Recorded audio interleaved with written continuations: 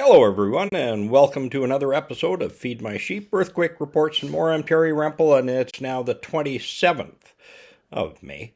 I promised a report soon after the last one for Northern California because I just regained access to the seismograms there from the NorCal system. So now I can get into bringing you a report on Northern California with some greater detail because there's a great number of seismograms that I couldn't access before. So it's been pretty close to a year since I've done this, but look at the changes. This is Lake Almanor. And Lake Almanor is very busy. And that's a very significant increase. That's over 50% more activity. It's probably double, maybe 3 times the normal activity we used to see from Lake Almanor. So that's a lot. And we're going to see the same type of thing through these seismograms. Now, this is near Cecilville, east of Trinidad. And you can see the significant large tremors there. And then while I was loading up, we had a 6.9 in Chile, so I put it down as breaking news. Magnitude 6.9 in Chile, of course. And there it is. Just west of my head. And this is a heliplot. They're a mess in Chile through USGS. So this is the view from Peru at the early seismogram, heliplot. But using the Salar Grande site in Chile by a geophone Potsdam gives us a much better look at both the earthquake and the precursor activity and the aftershock. So here we are. Get out of there. So large earthquake and a lot of associated activity. So these are pretty large foreshocks in the, this is probably a 4.5, something like that. So we had some significant precursor activity. Now, back to Northern California. This is a little north of Cottonwood, and these are the tremors there. And this seismogram's a little over amplitude. You can see the baseline is quite heavy. So these tremors are not nearly as large as they appear, but there are a lot of tremors. I'll make it large. And now near Petrolia, showing the tremors. And that's a lot of tremors near Petrolia.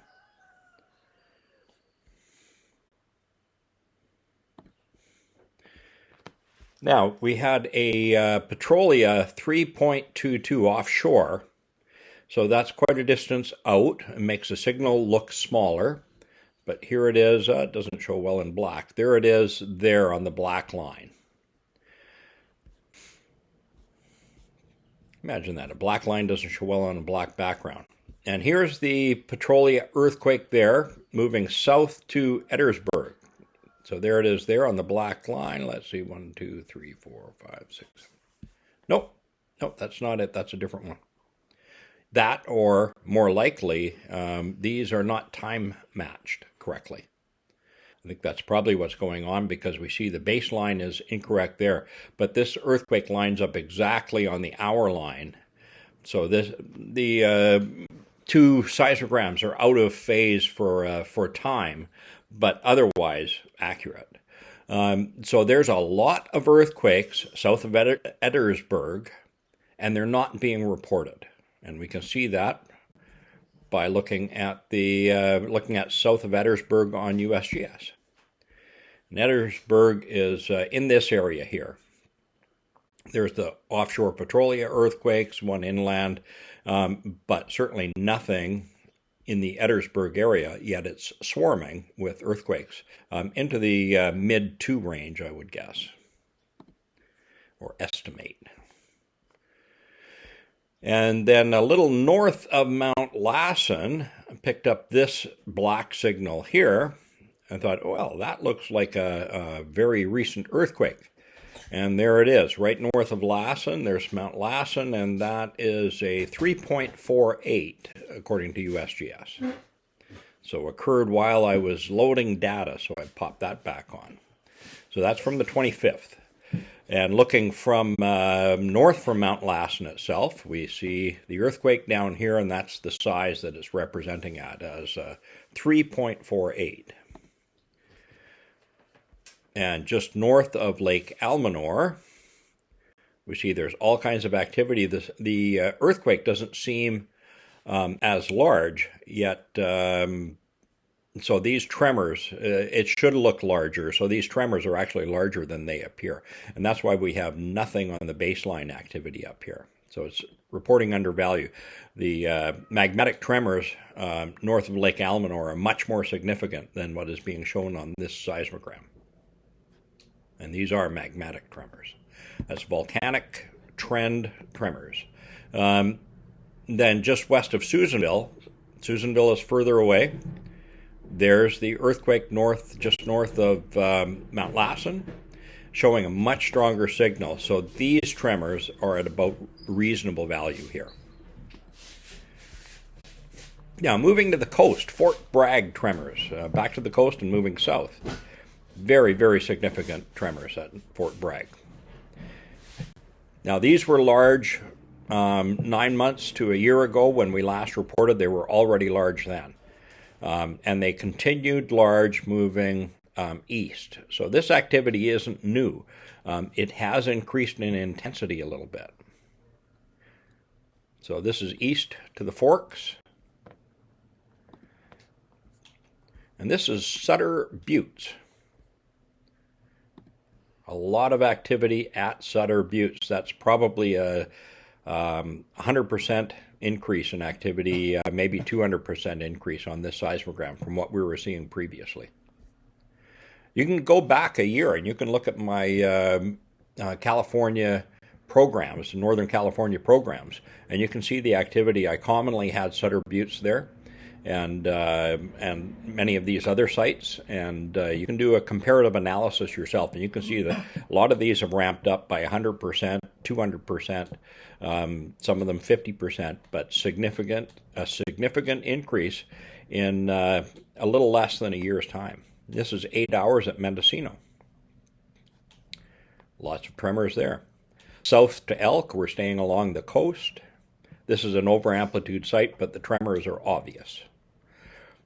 Continuing south to Anchor Bay and Valley Ford. Signal, we're a little bit inland. The signals have changed a little bit there. South of Santa Rosa near Glen Ellen. This is fairly consistent with what we were seeing a year ago. That's not a big change. But these tremors south of Suisun Bay and carrying on south through 7 sites, this is a very, very significant increase. 2-3 times what we were seeing, 200 to 300% more activity than what we were seeing when we last looked. In fact, maybe 400 or 500%. It's a very major increase. So south of the Port of Chicago, just south of Concord, east of Walnut Creek. The nice thing about these is you can see the baseline, that it's not significantly over amplitude, if it is over amplitude at all, because we see the baseline in the period of lessened activity. So the baseline drops right back down again. We see the same thing here, that the baseline drops back down. So the seismogram is telling us it's not set significantly over amplitude. It may be a little bit over, but not much. Maybe 10%, 15%. Here the baseline's a little heavier, so this one is over amplitude probably by 30, 40%, but that's still significant tremors. Here we're south of Lafayette. The baseline has dropped right off periodically where there's no activity at all. So this is not at all set high. This is maybe set a little bit low. And we establish the setting of the seismogram for an average presentation, and it should have a thin baseline at some point through the seismogram, unless it's completely full of tremors, which does happen as well. But these ones that drop off like this tell us what the amplitude is. just by assessing the baseline values. So south of Lafayette, lots of tremors. West of Danville, a lot of tremors there as well. That's a significant increase, but this is a greater increase. This is southeast of Danville, northeast of San Ramon. And I'm looking at these and I'm going, wow, this is a lot of activity compared to what we were looking at before. And it was already high. It was already high before. So southeast of San Ramon. And now east of Hayward at Fairview. So we're inland.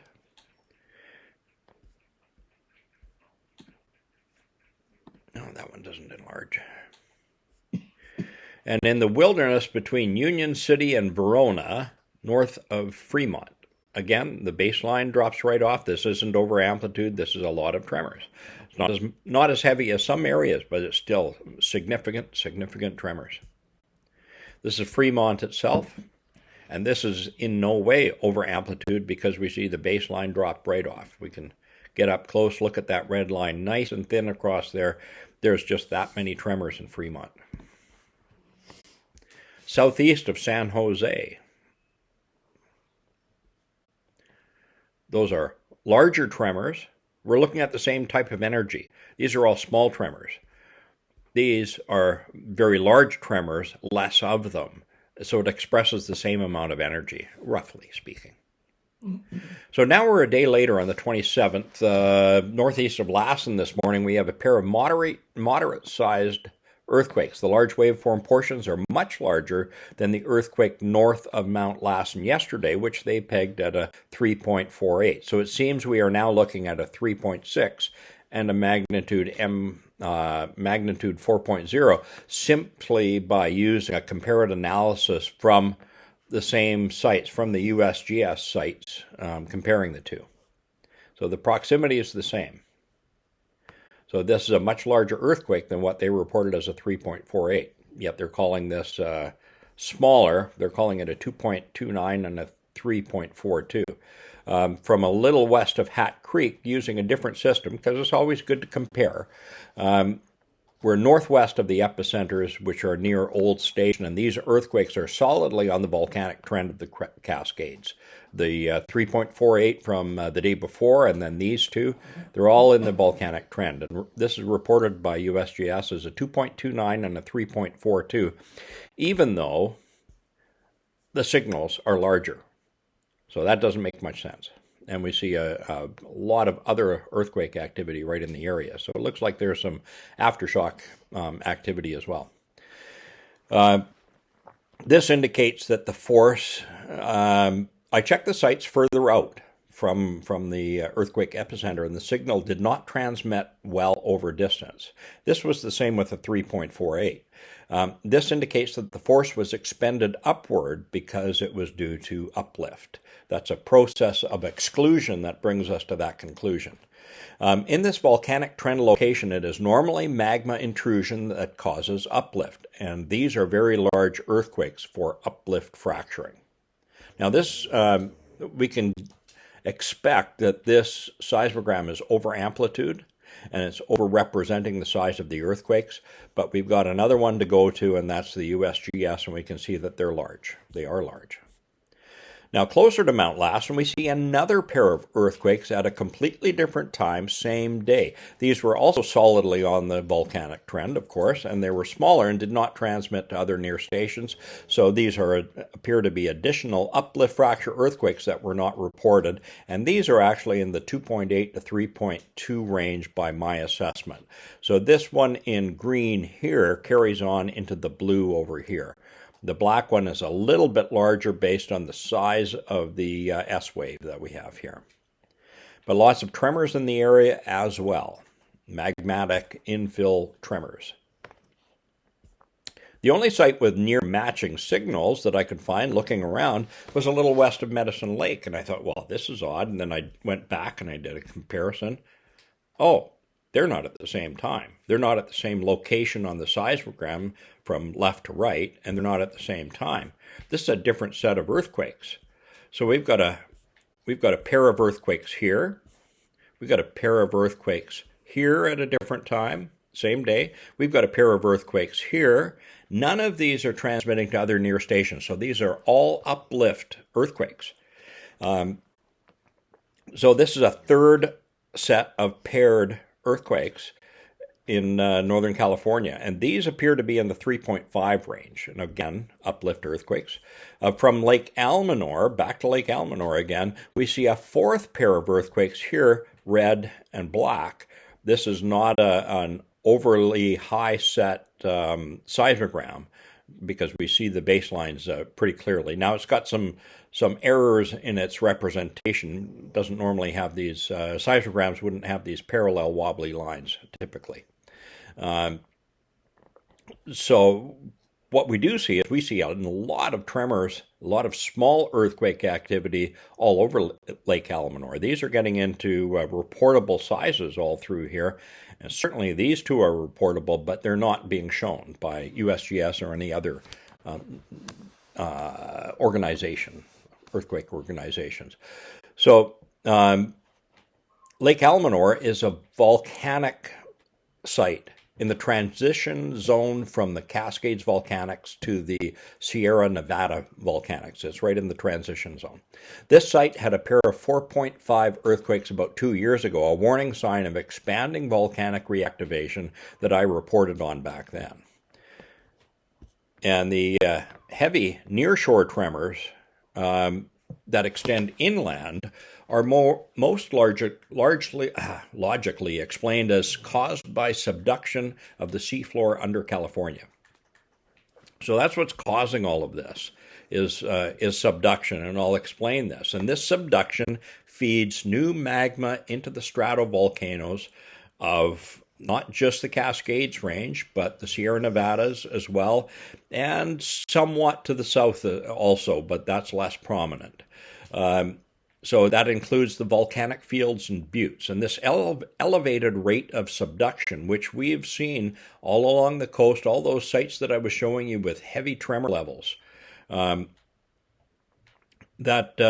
tells us that subduction, when it starts at the shoreline and it continues inland, and then we get a volcanic response to the east. So we have that volcanic response, and we're seeing this on seismograms, and I've been warning of this changing dynamic in California now for over 4 years. And the accelerated rate of subduction causes subducted plate movement to occur in the states immediately east of the volcanic trend. And this results because the plates don't just dive down, melt, and disappear. Some of the water melts out of the plate as it goes down, and then it actually, because it's lighter than the magma that it's in, it floats up under other crust. It becomes rubbery. It's about 6 miles thick when it goes under when the continent moves over top of it and drives it down. The seafloor is about 6 miles thick, and then it comes back up because of flotation. It gets rubbery because of the heat, and ends up rising up under the western margins of the adjacent states. And with all of the activity in California, all of the accelerated subduction that we're seeing, we're getting many, many more earthquakes in western Nevada, particularly in western Nevada. And that matches those shoreline quakes and the increased activity in the Sierra Nevadas and in the Cascade Range. But particularly the Central California seismic activity south of San Francisco. And we're going to have a look at that. So we can see the increased earthquake levels in California despite heavy underreporting. How do we see the heavy underreporting? Well, we just showed you 8 earthquakes plus a cluster in Eddersburg. And that Eddersburg cluster was not reported either. I think that we showed you that already. So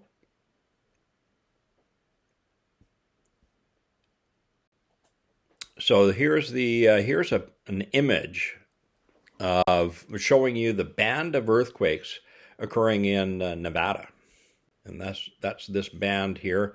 It includes that we're having earthquakes in and around Mammoth as well, but because Mammoth is on the east side of the Sierra Nevadas. But regardless, we're seeing a lot of earthquake activity through western Nevada paralleling the coastline. Excuse me, I'm just about to have a sneeze here. A few sites south of San Francisco. This is near El Granada. That's a massive amount of tremors there. And the same goes for Harlem east of Soledad. This is Harlem east of Soledad.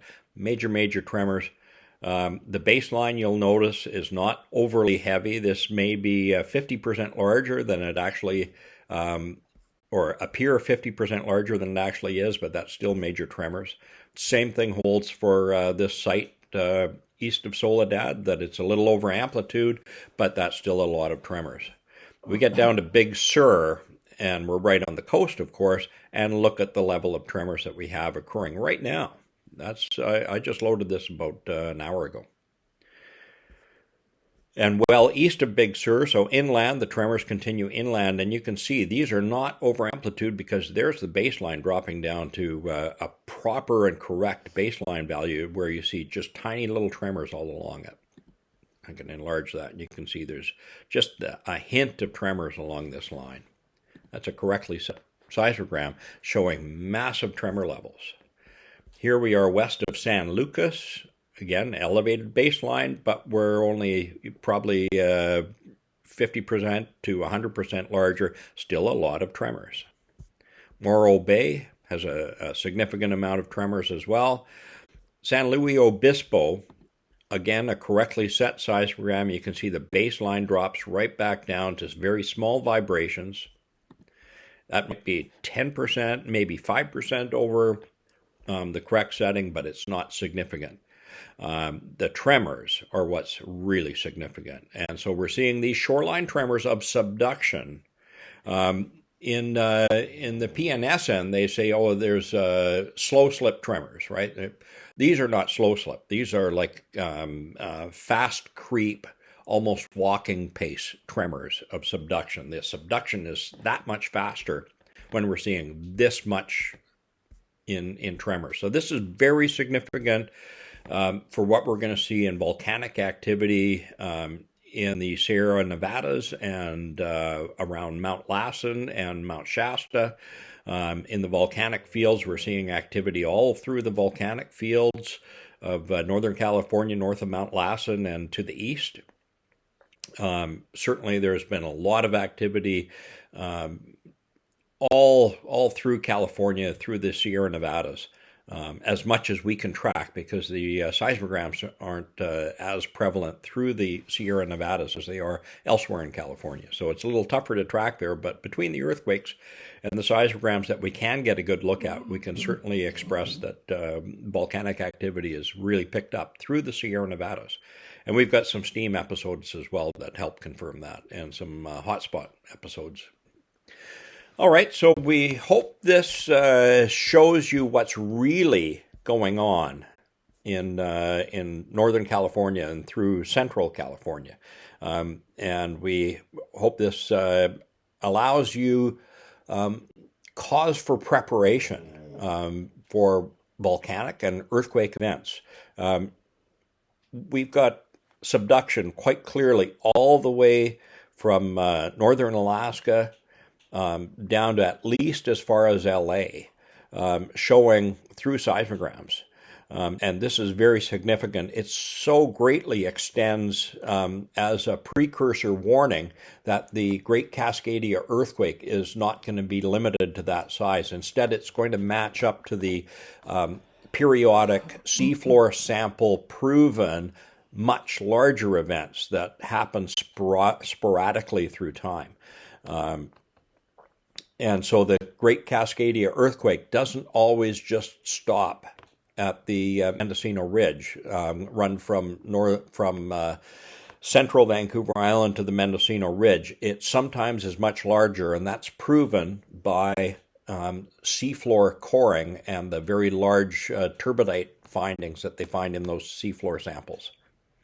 So that's the best science that there is going back within the last 10,000 years. So there's science behind this. And then we have a question of how much wormwood is pulling on the plates with its magnetic addition within our solar system, and the electrical interaction that it has with the sun, and the electrical interaction between the sun and the earth. How much is being applied to change heating within the earth as well. There's a lot going on, a lot that isn't being talked about in scientific journals, by the agencies, by the astrological societies, and there's been a tremendous loss of life for those that work on infrared telescopes, whether they're maintenance or whether they're the operators. So there's cause for concern in Western Canada, Western U.S., Mexico, in Alaska. We're getting closer, moving forward, and so we'll leave you with a prayer, because we all need a prayer of protection for what comes. And all of you who are God's children, you have no cause for alarm. All of God's children are offered protection. They'll either be going home or they'll be having protection through this event. And so we rely on his promises. When he can stop the sun from moving and extend the day of battle for the Israelite nation, he can do many, many things, and the angels are mighty in his service. All right. Heavenly Father, we give you praise and glory ahead of all things, because you are great in all your ways and great in your care of your children. We thank you for Jesus. We thank you for leading us to all the understandings, and we thank you, Holy Spirit, for the discernment that we have of all that is going on. And it's in so many areas. Here we're addressing earthquakes, but there are so many great shakings occurring financially, in food supplies, in people's health, so many areas of our lives. And so we ask for your continued care and protection for all your children. In Jesus' name, amen. And we'll see you next time on Feed My Sheep, Earthquake Reports, and more. I'm Terry Rempel with Esther, and bye for now.